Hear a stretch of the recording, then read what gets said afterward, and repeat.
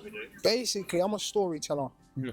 And my job is to tell a story, but not just in a mundane way of reading a book. There's multiple ways and multiple facets of where a story can be told. Yeah. You can either tell a story by speaking, you can either read a story, or you can even just see a can of Coke on the floor and think, how did that can of Coke get there? Yeah. But when people limit their thought process to what a story is, of just it being in school, they stop themselves even thinking that it's possible to get lost in their imagination. I'm now on a quest to kind of show everybody, no, a story is for everyone. A book is for some people, but a story is for everyone. So that's what we're on now. If you don't mind, because you've actually given me an idea. So part of what I'm working on is a new project called My Story, is where I just meet individuals and I just talk their story. I would love to sit down with you for about 5 to 10 minutes and just find out your story, if you don't mind talking. Yeah, man. Yeah? Okay, we got 5 minutes just to talk your story real quick. It's your best love storyteller, myself, Preacher, the storyteller. And as you know, I love a good story. But some of the best stories are the stories that stem from individuals. I look at individuals and I'm like, every person has a story. Some stories you find in the libraries and in the history books. But that doesn't mean there are individuals in the world that still don't have a great story to tell. So I'm sat down with Jay. And Jay is currently homeless.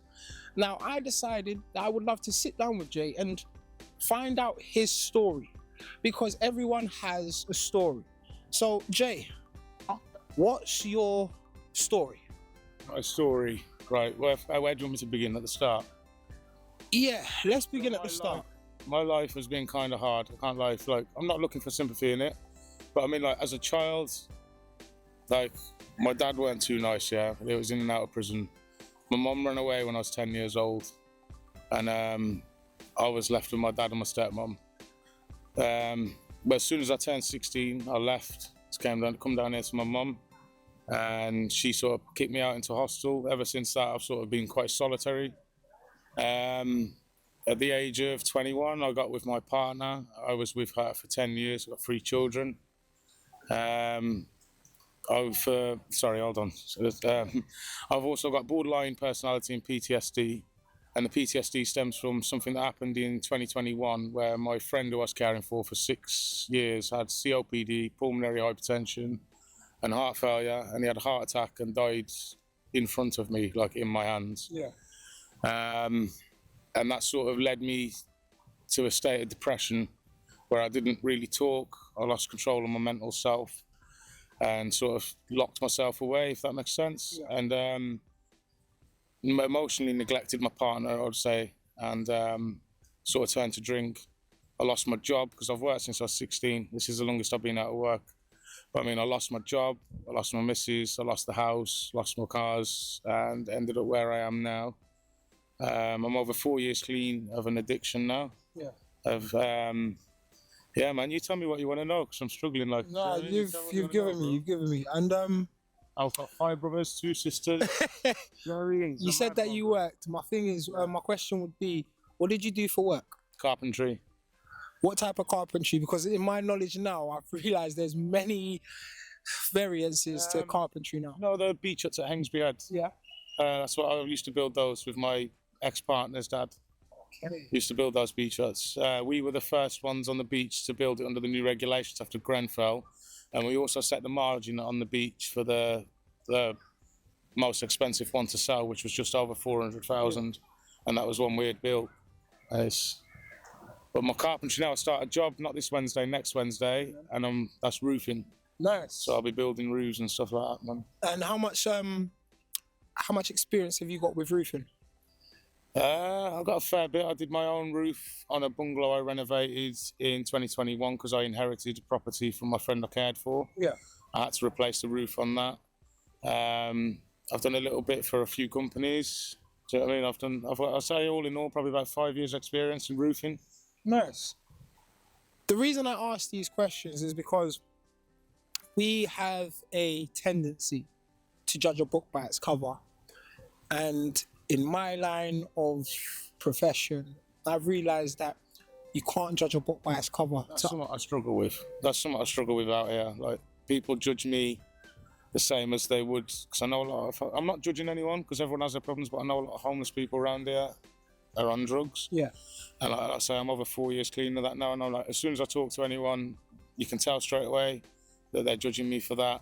I mean, like one guy the other day turned around to me, he was like, your pupils are pinned. I was like, that's, how can you? So he started to walk away. I'm not going to lie, it got to me. Yeah. So I followed him. I was like, you can't say that, man, because it's not true. Like, I'm not like that, bro. But being judged by a book by its cover is 100% something that's real.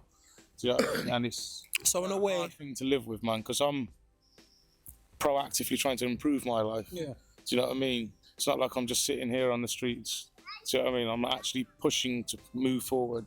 So it's almost by people judging your story by the cover, it holds you back, and it almost prevents you from progressing and prevents you from changing the norm and normality on how people see. Like, it ain't easy for me to accept the fact that I need help. Do you know what I mean? And like, yeah, there's times I have to come out here and I have to ask for help, man. But like, a lot of the people now, they're straight up, don't want to know, they're not interested, they're not ready to listen to your story. Like, so this is quite amazing that someone actually wants to hear do you know what I mean? How I got where I am. Do you know what I mean? Now, I'm a strong believer in understanding that life is designed in a certain way to only make us focus on the negatives. And when we focus on the negatives, it stops our progressive happiness. Yeah. So I always like to, if I see one thing happening that's bad in my life, I focus on two that have gone good.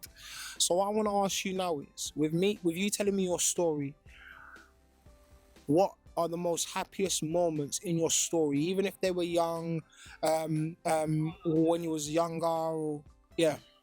That's the happiest moments of my life, is my babies, my kids, when they were born. So I mean, without my kids, real talk, straight up, if I didn't have my kids, I wouldn't be here now. Like, my kids are what keeps me going. My kids are my motivation. My kids are what drive me forward. And yeah, becoming a dad was the happiest time of my life, man. I'm going to get you to do something weird. I'm going to get you to close your eyes, and I want you to think back to that moment when you first held your children in your arms.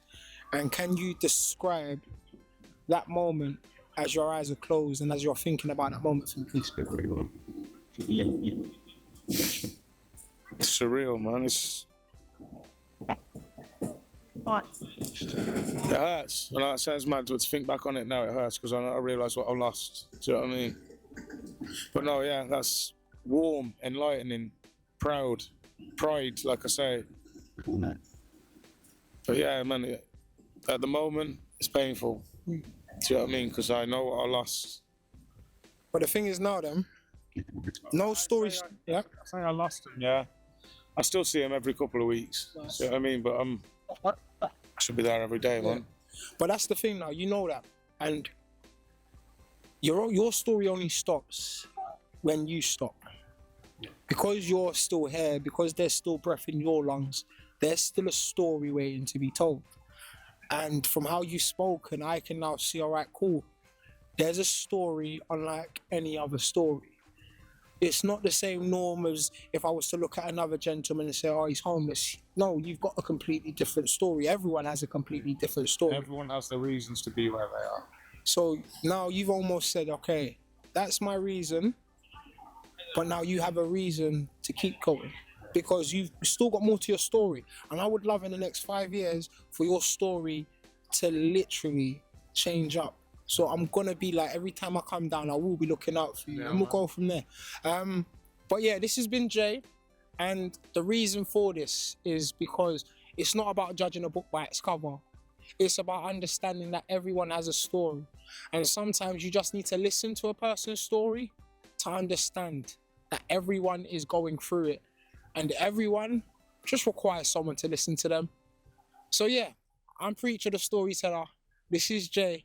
I'll see you all again soon. And this is my story.